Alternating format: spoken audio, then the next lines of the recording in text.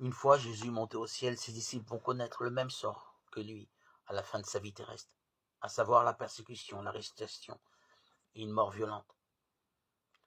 Dans les Actes, l'apôtre Paul subit contre lui une contestation juive de plus en plus grande devant le gouverneur Festus à Césarée. Il décide alors en tant que citoyen romain, dont il a la nationalité, de faire appel à l'empereur au lieu d'être jugé à Jérusalem, comme le proposait le gouverneur dans cette dernière situation. Être jugé à Jérusalem, il aurait pu bénéficier de mesures plus clémentes, voire d'un acquittement, puisque rien ne lui est officiellement reproché.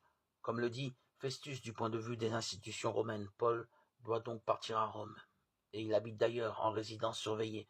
Durant 2 ans, il écrit, il reçoit. Mais des attaques de plus en plus grandes le mèneront à être inquiété, puis à être décapité, comme le prévoit la loi romaine pour un citoyen romain. L'apôtre Pierre, dans l'Évangile, s'entend dire par Jésus qu'il finira les mains liées, comme tiré par le bourreau vers la mort. D'ailleurs, selon un évangile apocryphe, Pierre serait mort crucifié, la tête en bas. Dans les 2 situations de Pierre et de Paul, les apôtres ont rendu gloire à Dieu, car ils ont mené leur course de vie jusqu'à leur terme en glorifiant le Seigneur Jésus-Christ. Tous les 2 n'ont pas cessé depuis leur conversion en esprit d'évangéliser, en particulier Paul dans tout le bassin méditerranéen. Et nous, mes sœurs, mes frères, comment allons-nous suivre le Christ Jésus? Dieu avait fait savoir à Paul qu'il voulait qu'il évangélise à Rome. Il termine par cette ville capitale d'empire. C'est ce qu'il finit par faire en appelant justement l'empereur pour régler son litige. Il a eu dans cette capitale une prédication avec succès intense et fréquente. Et nous, à quoi sommes-nous prêts pour témoigner de Jésus-Christ, notre Seigneur et Sauveur? Que nous dit Dieu à ce sujet à chacun de nous?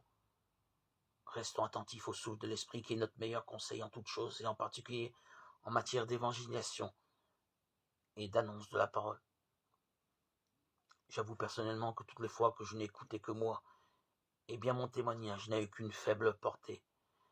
Mais les rares fois où je me suis laissé guider par une forme d'intuition qui me dépassait, mon action a eu du sens et un peu de portée. Et puis, surtout, n'oublions pas que conformément aux paraboles de Jésus, nous ne faisons que semer des graines de parole et que celui qui va toucher les cœurs n'est pas forcément nous-mêmes, mais c'est l'Esprit de Dieu.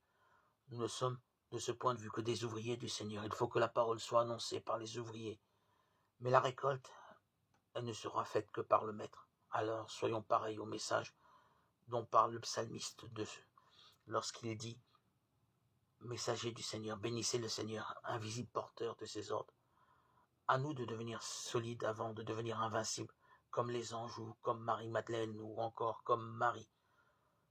Nous ne craignons rien dans la proclamation de la résurrection de Jésus-Christ, car la parole de Dieu a déjà vaincu le mal et règne sur tout l'univers. Le royaume est déjà là, il nous tend les bras.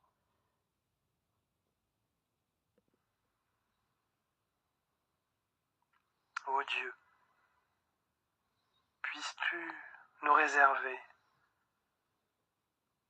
la même gloire? Ô Dieu, puisses-tu nous réserver la même gloire que ton Fils Jésus-Christ. Garde-nous du mal sur le chemin de la proclamation de ta vérité, que nous terminions notre course avec aisance et joie dans ton royaume. C'est ce que nous te demandons au nom de ton divin Fils Jésus-Christ, ton Fils dévoué, notre ami fidèle, avec nous pour toujours. Amen.